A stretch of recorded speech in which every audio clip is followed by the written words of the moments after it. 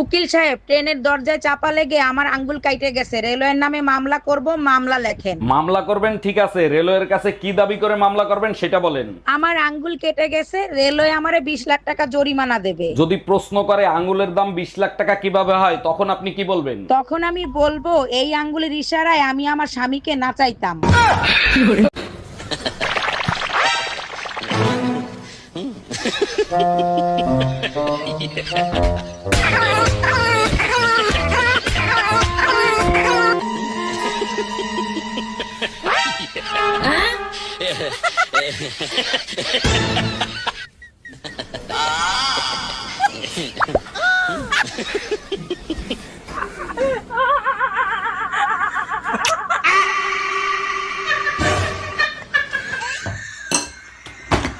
ও ভাবি, এবার পয়লা বৈশাখে ভাই তো আসলো না, বলেন তো আপনার সাথে পয়লা বৈশাখ আমি করি?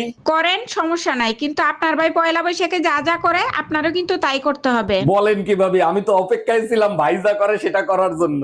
আপনার ভাই সারাদিন ঘুরায়, তারপরে ডিনার করায়, তারপরে একটা আইফোন কিনে দেয়। বাবু বাবু, তোমার বান্ধবীরা আসতেছে। ধরো ধরো, এগুলো তাড়াতাড়ি আলমারির মধ্যে রাখো। কেন, তোমার বান্ধবীরা কি শোন নাকি? আরে না, ওদের জিনিসগুলো ওরা চিনি ফেলবে। এই আমি এখন ঘুমাবো, কেউ যদি আমারে খোঁজে তাহলে বলবো আমি বাসায় নাই। আচ্ছা ঠিক আছে, আর শোনো, আমি একটু পার্লারে যাব, আমাকে 200 টাকা দাও। আমার কাছে 20 খাওয়ার টাকা নাই, আর উনি এসে 200 টাকা নিতে। 20 খাওয়ার টাকা নাই? তাহলে তুমি এক কাজ করো, গলায় দড়ি দাও।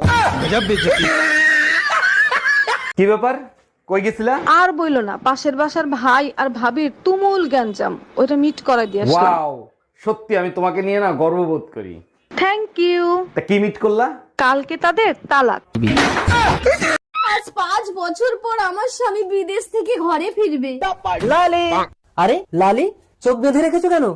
তুমি যেদিন থেকে বাইরে গেছো, আমি সেদিন থেকেই চোখ বন্ধ করে রেখেছি। তার মানে 5 বছর চোখ বন্ধ করে রেখেছো? কিন্তু কেন লালি? স্ত্রীর চোখ শুধু স্বামীকেই দেখার জন্য, এই চোখ দিয়ে অন্য পুরুষকে দেখাটা যে পাপ। আরে পাগলি, স্বামীকে যদি মন থেকে ভালোবাসো, অন্য পুরুষকে দেখলেই বাকি। না, অন্য পুরুষকে দেখলে আমার সারা গাহক পা কিরম একটা হয়। লালি, তুমি না সাক্ষাৎ সতী। চলো না একটু ঘরের ভেতরে। আস্তে টেনো না, পেটে বাচ্চা। কি করে? কে? আমি তো 5 বছর বাইরে ছিলাম। বলতে পারবো না গো, আমি তো চোখে দেখি না। আমি কেন মরি না? কুরবানির গরু কিনতে গেছিলাম, 1.5 লাখ টাকা কইছে, আমি 30,000 টাকা কইছি, দিলো না। তোমার কপাল বলো গরু কথা কইতে পারে না, তা নাইলে তোমার খবর ছিল। যদি গরু কথা বলতে পারতো তাহলে কি বলতো? এ সুসলা বাপারি, তুই কি গরু কিনতে আইছো না পোল্ট্রি মুরগি? হ্যালো, শোনো, গরম একদম সহ্য করতে পারতেছি না, আজকেই তুমি আমার এসে নিয়ে যাও। ফাজলামি করো, তোর বাপের বাড়িতে এসি আছে, এসির ভিতর আবার গরম লাগে কি করে? এসিতে তো শুধু শরীর ঠান্ডা হয়, কলজা তো আর ঠান্ডা হয় না। তার মানে আমার মাথা না খাইলে তোর কলিজা ঠান্ডা হবে না, তাই না? বলছি, এইটা কি ঝুনঝুনি পোদ্দারের বাড়ি? না না, ঝুনঝুনি পদ্মার 3 বছর আগে এই বাড়িটা আমাকে বিক্রি করে দিয়ে তো চলে গেছে, সে তো এখন এখানে থাকেনি। কিন্তু ভাই তুমি কে? ঝুনঝুনি পোদ্দারের নামে একটা পার্সেল ছিল, পার্সেল দিতে আসছি আমি।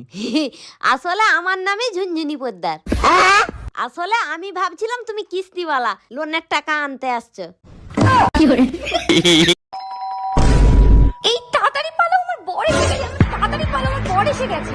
1 মিনিট, তোমার বর তো আমি, তুমি আমাকেই পালাতে বলছো কেন? আচ্ছা, তুই যদি আমারই বড় হোস্টেলে পালাচ্ছিলি কেন, বাজে ছেলে একটা? যদি তোমার প্রমোশন হয় তাহলে আমাকে কিন্তু সিঙ্গাপুর নিয়ে যাবে। সিঙ্গাপুর না, আজিমপুর। তখন দুইটারে একলগে আমি আজিমপুর পাঠায় দিব। এই আমার প্যান্টের পকেটে 20,000 টাকা ছিল, টাকা কি তুমি নিছো? আমারে কি তোমার চোর মনে হয়? আমি কেন তোমার টাকা নিব? টাকা তো তুই নিছিস, কিভাবে টাকা বের করতে হয় আমার জানা আছে। এই একা একা বিড়বিড় করে কি বলতিছো? বলতেছি শুটিং এর জন্য নকল টাকা আনছিলাম, এখন আবার নকল টাকা আনতে যাইতে হবে। কি ওগুলো নকল টাকা ছিল?